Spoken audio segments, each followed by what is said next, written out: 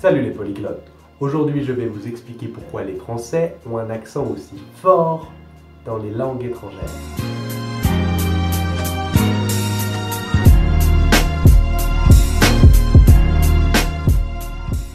La prononciation c'est quelque chose de très important dans une langue, mais trop souvent sous-estimé.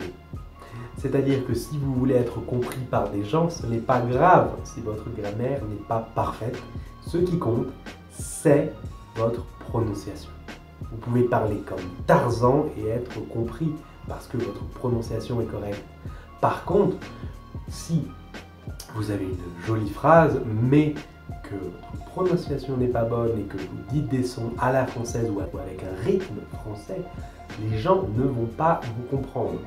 C'est pour ça qu'il est très important de s'y dédier dès le début, parce que si vous prenez des mauvaises habitudes au début, ça va se garder tout le temps.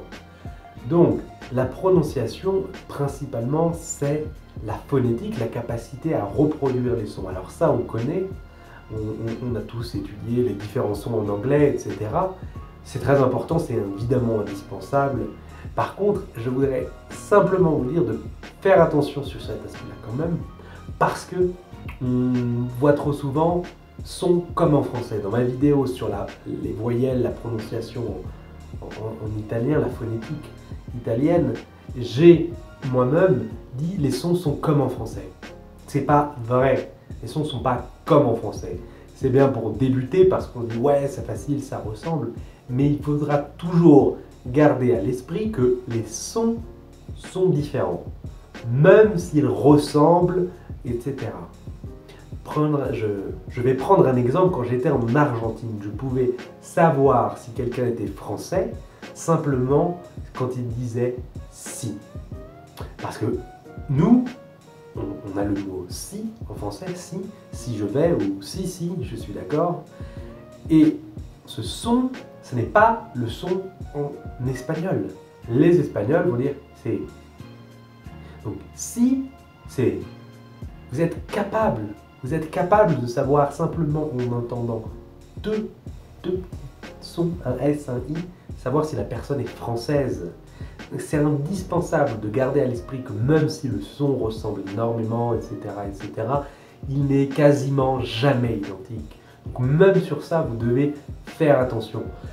Pas un énorme travail, mais simplement faire attention et surtout pas penser qu'une prononciation à la française est suffisante. Ça, c'est sur l'aspect phonétique. Évidemment, il y a des sons totalement différents du français, il faut les apprendre, les travailler. Ensuite, la deuxième partie, c'est la prosodie, le rythme, la mélodie d'une langue et l'intonation. C'est un peu plus compliqué parce que en français, on a un rythme, une mélodie un peu spéciale qui n'a pas d'accentuation sur un mot, mais sur un groupe de mots. Donc, en français, si on dit comment, on termine sur la dernière syllabe, mais on dit comment vas-tu, on termine sur la dernière syllabe tu, du groupe de mots. Donc c'est un peu différent parce que dans les autres langues, vous avez une accentuation à l'intérieur de chaque mot. Vous avez une accentuation sur la phrase, un rythme, une mélodie, mais vous avez aussi une accentuation dans chaque mot. Donc ça c'est très important à comprendre quand on veut améliorer. C'est, je pense, ce qui fait l'accent français, c'est ça, c'est cette incapacité à travailler sur le rythme, la mélodie. Si vous voulez améliorer votre accent en anglais par exemple, vous devez passer beaucoup de temps sur l'intonation. Il y a des règles, il y a beaucoup d'exceptions, mais il y a donc une vraie étude de l'accentuation et ça c'est indispensable. Demandez à votre professeur de consacrer quelques cours. Je sais que les professeurs n'aiment pas ça en général parce que ça peut être un peu frustrant pour les élèves, mais c'est ce qui va vous aider le plus. Si vous avez déjà un bon niveau, un peu de vocabulaire, travaillez la prononciation. Enfin, pour améliorer, il n'y a qu'une seule méthode, c'est de répéter et encore répéter. Si vous voulez améliorer votre prononciation, vous devez évidemment essayer d'imiter un natif, donc vous écoutez un audio, vous répétez. Et je dirais même plus, vous enregistrez et réécoutez les deux. Donc vous écoutez ce que la personne dit. Généralement quelque chose de court. Au début ça peut être un mot.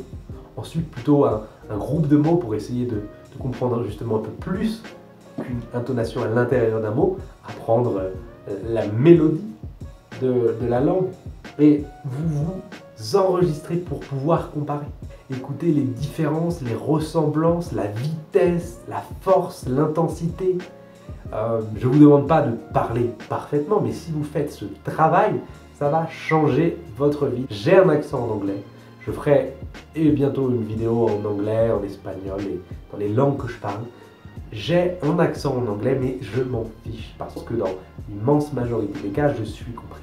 C'est ça votre objectif, être compris dans l'immense majorité des cas. Si vous voulez perdre totalement un accent, sachez que c'est quelque chose qui est aussi difficile que de ne pas faire d'erreurs de grammaire. Et vous faites des erreurs de grammaire en français, tous, même toi aussi, toi. Que ce soit dans les langues ou dans tous les domaines, la perfection n'est pas un objectif simple. Excellence est déjà un objectif difficile, alors parfait, n'essayez même pas. Voilà, ce que vous devez retenir de cette vidéo, c'est qu'il est indispensable de travailler la prononciation pour pouvoir améliorer votre accent. Le problème des Français, c'est le rythme. Si vous gardez votre rythme français, ça s'entend à 3 km. Alors c'est sexy, ça peut être intéressant, mais faites attention à la mélodie, au rythme. Voilà, je vous souhaite une excellente journée. Je vous dis à demain pour une autre vidéo.